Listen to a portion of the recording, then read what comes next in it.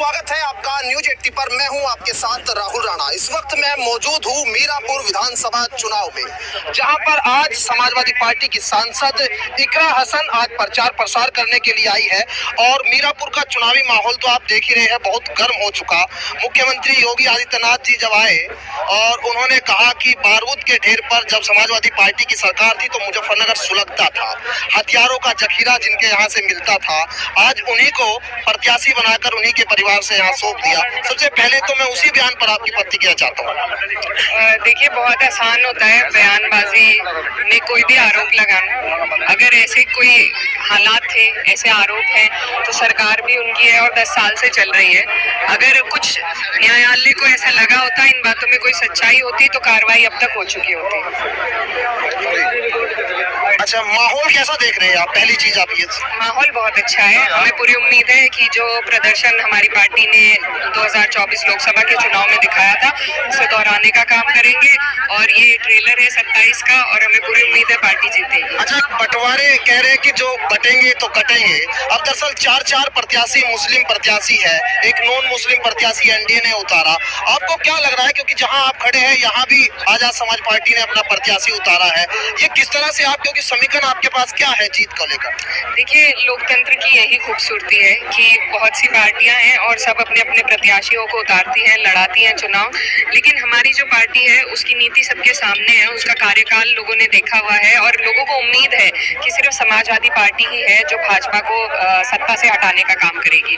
तो हमारी जो जनता है वो सभी प्रत्याशियों को देख रही है, परख रही है और बहुत ही सूझबूझ के साथ वो लोग वोट देंगे। तो हमें जनता की सोच पे, उनकी सूझबूझ पे पूरा भरोसा है और हमें पूरी उम्मीद है यहाँ से समाजवादी पार्टी जीत कर निकलेगी। आर्टिकल 370 को लेकर भी जो है बयानबाजी हो रही है, समाजवादी पार्टी का क्या स्टैंड है? कांग्रेस क्योंकि वहाँ सरकार में सहयोगी है और प्रस्ताव की बात हो रही है, प्रस्ताव भेजा गया है, क्या आपका स्टैंड है उसमें? देखिए, हमें लगता है कि जम्मू कश्मीर में फुल स्टेटहुड होना चाहिए और हम उमर अब्दुल्ला जी जो अब वहाँ के मुख्यमंत्री हैं, उन्होंने भी इस प्रस्ताव के लिए मांग उठाई है और हम उनके साथ हैं।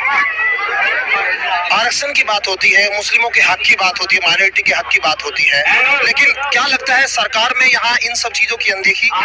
बिल्कुल, लगातार इन सब चीजों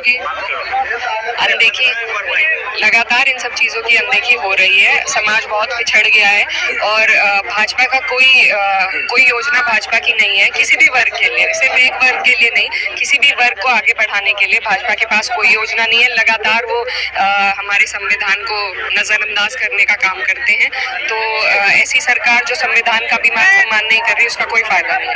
चंद्रशेखर आजाद जब यहाँ प्रचार कर रहे हैं तो वो लगातार इस बात को कह रहे हैं कि समाजवादी पार्टी के पास एक वर्ग का वोट तो है, लेकिन एक वर्ग से जीत तो हासिल होगी नहीं। और बुलडोजर पर भी जो है कहीं ना कहीं समाजवादी पार्टी चुप्पी साधे हुए, इन सब पर क्या कहेंगे आप? ऐसा बिल्कुल नहीं है। बुलडोजर के बारे में हमारी पार्टी, हमारे माननीय अध्यक्ष जी लगातार आवाज उठाते रहे हैं, लगातार बोलते रहे हैं बुलडोजर के खिलाफ। और देखिए, ये बात कि हमारी पार्टी ने अभी पीडीए के नारे पर लोकसभा का चुनाव लड़ा और परिणाम आप सबके सामने है। 37 सीटें जो कभी आज से पहले हमारी पार्टी को नहीं मिली थी, वो मिली। ये सबूत है कि पूरा समाज, हर वर्ग हर समाज हमारे साथ है।